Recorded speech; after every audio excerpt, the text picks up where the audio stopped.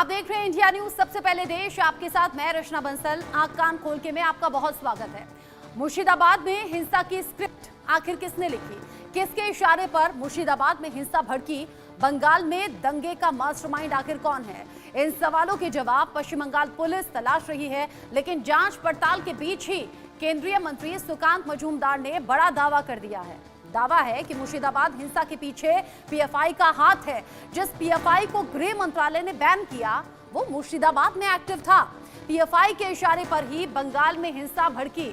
इधर पश्चिम बंगाल की मुखिया ममता बनर्जी भी गंभीर आरोप लगा रही हैं। ममता का आरोप है कि बीएसएफ और बीजेपी ने साजिश के तहत यह हिंसा भड़काई। हिंसा के लिए सीमा पार से बांग्लादेशियों को बुलाया गया, लेकिन सियासी आरोपों के बीच सवाल है कि मुर्शिदाबाद हिंसा की सच्चाई आखिर क्या है, कौन इसके पीछे है और किसके आरोपों में दम है। आज इसी मुद्दे पर करेंगे बात। कई खास मेहमान साथ में जुड़ेंगे, लेकिन उससे पहले ग्राउंड जीरो से रिपोर्ट देखिए।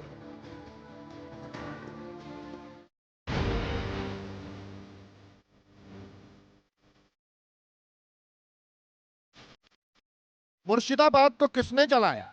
वक्फ के विरोध में किसने सुलगाया? किसे बंगाल का अमन चैन रास नहीं आया? क्या इस हिंसा के पीछे कोई बड़ी साजिश थी? दंगे की स्क्रिप्ट किसने लिखी थी?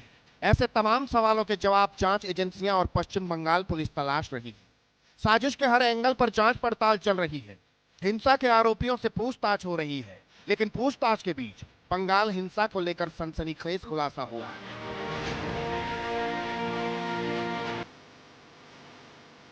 मुर्शिदाबाद हमलों को लेकर जांच एजेंसियों की पड़ताल में सामने आया है कि ये हमले, हिंसा, आगजनी, दंगा पूरी प्लानिंग के तहत किए गए।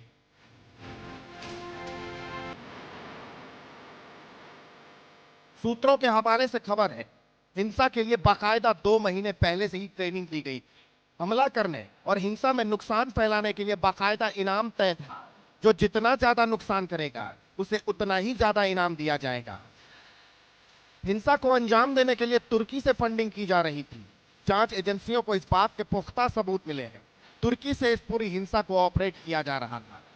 मौका मिलने पर हिंदुओं की हत्या करना भी टारगेट था। इन खुलासों के बीच बीजेपी नेताओं ने ममता बनर्जी पर गंभीर आरोप लगाया। मुर्शिदाबाद दंगे के पीछे पीएफआई का हाथ बताया। हो सकता है अंसारुल बांग्ला से लेकर जमात से लेकर सब यहाँ पे एक्टिव हो सकते हैं, और ममता बनर्जी अलाउ करती है लगातार 5 सालों तक इनकी एक्टिविटी चलाने के लिए। पीएफआई का भी एक्टिविटी मुर्शिदाबाद में थी उस समय, आपको जैसे मैंने बताया। अभी भी वीडियो अवेलेबल है कि PFI was active there, PFI organised a camp there and the ceremonial ending ceremony and at the ending ceremony of that camp. BJP के ये आरोप बेहद गंभीर है। ये आरोप बड़े सवाल खड़े कर रहे हैं। सवाल इसलिए क्योंकि देश विरोधी साजिश रचने के आरोप में पीएफआई को बैन किया जा चुका है। गृह मंत्रालय ने पीएफआई पर पाबंदी लगाई है, लेकिन अगर बंगाल में पीएफआई की एक्टिविटी चल रही है तो सवाल है, पीएफआई को बंगाल में कौन संरक्षण दे रहा है? कौन देश विरोधी संगठन को फलने फूलने दे रहा है? कौन पीएफआई को फंडिंग कर रहा है? जाहिर है इन सभी सवालों के जवाब तलाशे जाएंगे, और इन जवाबों को तलाशने के लिए बीजेपी ने मुर्शिदाबाद दंगे की एनआईए जांच की मांग की है। और एनआईए तुरंत होना चाहिए मुर्शिदाबाद इशू में। वह एंटी नेशनल फोर्स का एक्टिविटी है। पहले एनआईए हुआ मोमिनपुर, इकबालपुर में, रिसड़ा में, डालखोला में, शिवपुर में। सब एक्सट्रीमिस्ट को अंदर किया एनआईए। यह अंसारुल बांग्ला पीएफआई सिमी का काम है। शुभेंदु अधिकारी ने एनआईए जांच के लिए कोलकाता हाईकोर्ट का दरवाजा खटखटाया है, लेकिन इस बीच ममता बनर्जी ने बीजेपी पर गंभीर आरोप लगाया कि बीजेपी और बीएसएफ की मिलीभगत से मुर्शिदाबाद का दंगा हुआ। इसमें बांग्लादेश का हाथ है। अगर हाथ है तो इसको जिम्मेदारी तो सेंट्रल गवर्नमेंट का है कि बीएसएफ बॉर्डर संभालते हैं, हम नहीं संभालते हैं। ये अधिकार हमारे पास नहीं है। स्टेट गवर्नमेंट का पास बॉर्डर संभालने का अधिकार नहीं है। तो आपने क्यों अलाउ किया? क्यों बीजेपी का बाहर से आदमी आके आप गड़बड़ करके भाग गया? देखो, ये दुर्भाग्य है। एक मुख्यमंत्री जो सीमाओं पर बीएसएफ रात दिन अपने परिवार को छोड़कर सीमा की रक्षा, मां भारती की सेवा, हमारे प्यारे न्यारे तिरंगे की रक्षा करता है। एक मुख्यमंत्री उसके खिलाफ बोल रही है।